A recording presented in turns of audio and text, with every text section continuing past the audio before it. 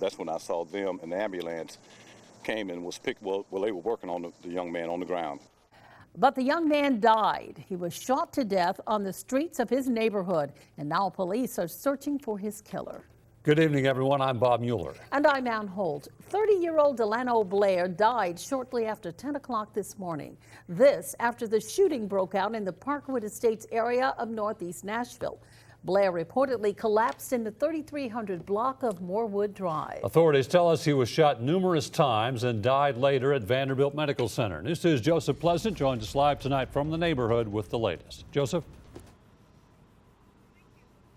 Neighbors told us that they often saw Delano Blair walking around the neighborhood. He was on one of those walks this morning when he was shot and killed in this section of Morewood Drive.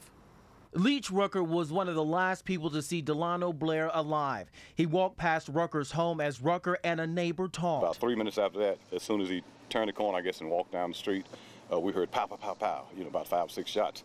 And from that point, I didn't know what was going on until all the sirens came around, and then I saw police had parked right here beside the house. Metro Police swarmed the area searching by ground and by air for the killer as paramedics tried to save Blair's life. And I couldn't see what color he had on, so I asked the policeman what color that was the boy wearing, or the person that was on the ground. He told me blue and white, and I said, that's the young man that just walked between us. He died at Vanderbilt University Medical Center. According to Metro Police, Blair was shot at least 3 times.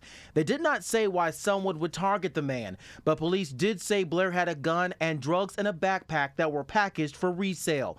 Blair was a convicted felon and not legally allowed to carry the weapon. We have several different witnesses that have provided us with information. However, we have to corroborate that before we would have a definitive answer.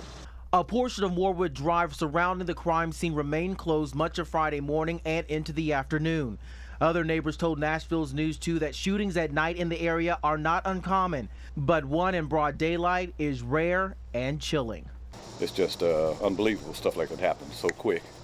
Neighbors also told us that Metro Police have actually stepped their patrols up in this area to try to deter crime. Metro Police have not released a description of their suspect. They have also not said whether or not that suspect was in a vehicle or walking in the area like Blair. We're live in North Nashville. Joseph Pleasant, Nashville's News 2.